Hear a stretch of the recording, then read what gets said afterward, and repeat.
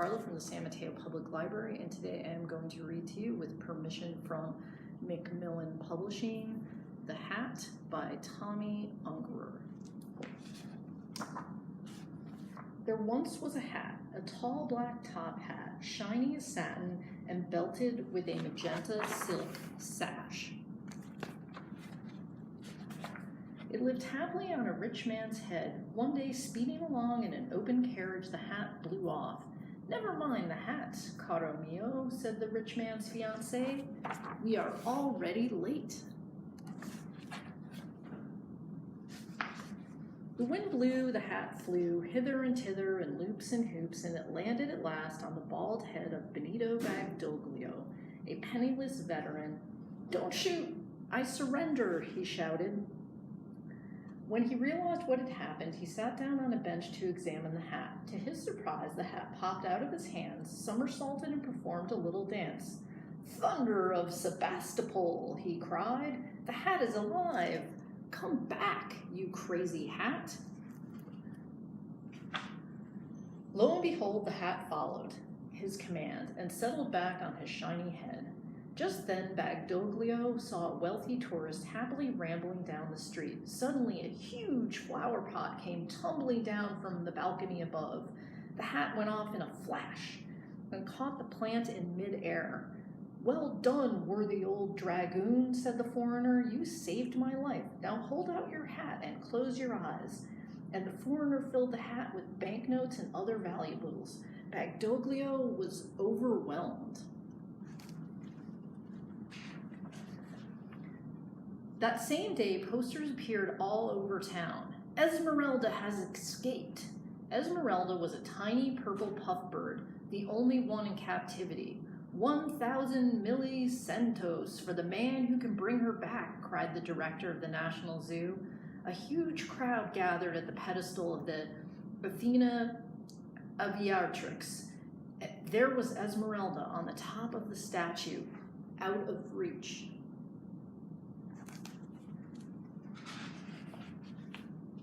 "Fetch!" ordered Benito. The hat obeyed. It sailed off and swept up the bird and returned to Benito. The crowd cheered the miraculous performance. The zoo director could not believe his eyes when Bagdoglio uncovered his catch. With the rewards, Benito Bagdoglio bought clothing to match his hat.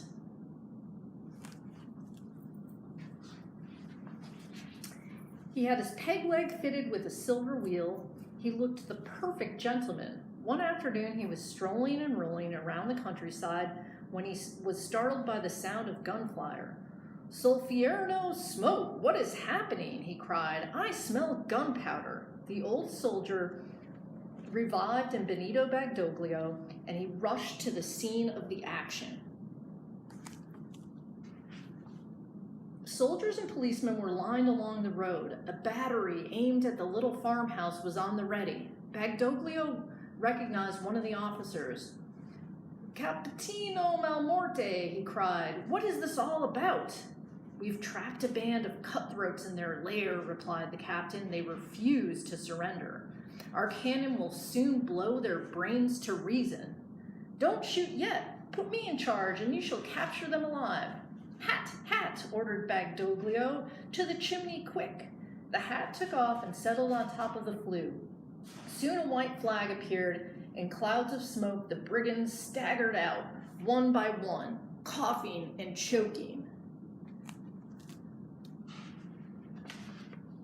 The next morning, as he was reading the paper about his latest exploits, Bagdoglio noticed a dashing cadet entertaining a young mother with fresh gossip. Meanwhile, he was shaking the ashes of his fat cigar into the baby carriage.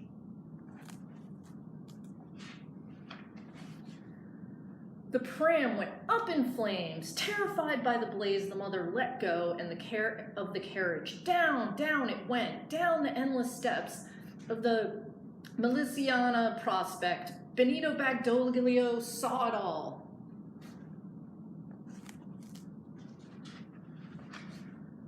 "1,000 Port Mickens," he exclaimed. "Hat, hat, get water and put out that fire." No sooner said than done. for there was a fountain nearby. Rolling down the balustrade, our hero caught and stopped the doomed carriage as water from the hat poured in.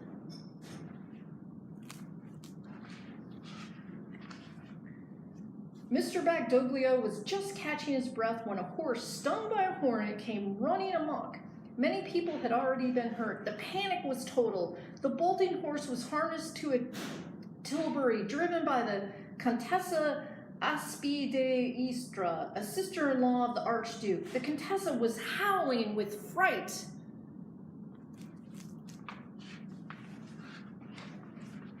Without waiting for orders, the hat leapt straight for the nag's head. It was just big enough to cover the horse's eyes. The horse was blinded and stopped in front of Bagdoglio, who caught the fainting Contessa in his arms. Soon she regained her senses. "Who are you, valiant savior?" "Benito Bagdoglio, at your service, noble lady," he said. "I must thank you for your gallant rescue. Please get me back to the Archduke's castle. I want him to meet you." What a lovely lady, Benito thought as he rolled along. The Archduke was most pleased to meet the hero all the papers were raving about. Bagdoglio was decorated on the spot, and he was named Minister of National Emergencies. The next day, Bagdoglio sent the Contessa some roses. She was thrilled and charmed. He was in love. She fell in love.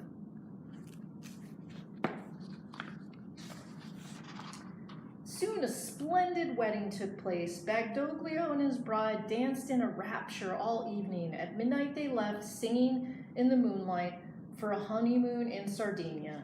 They were speeding along in an open car. His hat blew off. "Never mind the hat, cara mia," said the Contessa. "I should like to get there by sunrise."